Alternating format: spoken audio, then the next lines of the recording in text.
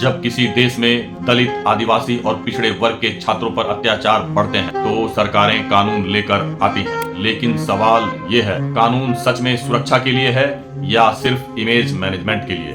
भारत सरकार ने विश्वविद्यालयों में एससी, एसटी और ओबीसी वर्ग के छात्रों के साथ होने वाले जाति आधारित भेदभाव को रोकने के लिए मुख्य रूप से यूजीसी के नए नियमों का उपयोग किया है, जिन्हें promotion of equity in higher educational institution regulations 2026 कहा जा रहा है। ये नियम 2012 के नियमों को और अधिक कड़ा बनाकर लाए गए हैं। सबसे पहले एक बुनियादी सवाल, क्या भारत में दलित, आदिवासी और पिछड़े वर्ग की सुरक्षा के लिए पहले से कानून मौजूद नहीं है? SC, ST prevention of atrocities act 1989, भारतीय दंड संहिता की धाराएं, विश्वविद्यालयों में यूजीसी की इक्वल अपॉर्चुनिटी सेल और एंटी रैगिंग गाइडलाइंस। तो अगर कानून पहले से हैं, तो फिर नया यूजीसी रेगुलेशन क्यों? एनसीआरबी के आंकड़े साफ बताते हैं, दलितों और आदिवासियों के खिलाफ अपराध लगातार बढ़ रहे हैं। एफआईआर दर्ज नहीं होती, चार्जशीट और सजा की दर बेहद कम।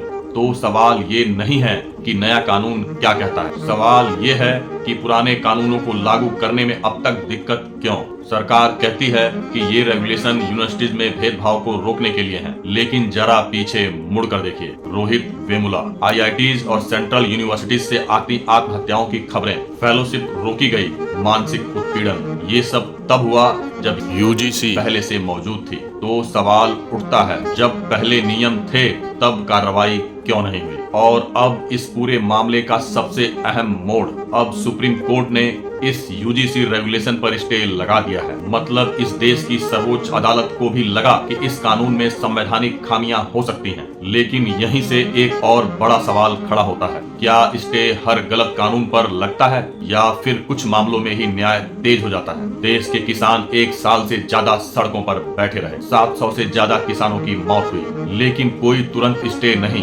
कानून लागू ही रहा। किसानों को भ्रमित कहा गया, कानून वापस हुआ पर न्याय नहीं हुआ। देश भर में शांतिपूर्ण विरोध हुए, शाहीन बाग से लेकर असम तक आवाज उठी, लेकिन कानून पर कोई स्टे नहीं। सालों तक याचिकाएं लटकी रही, विरोध करने वालों पर केस दर्ज हुए।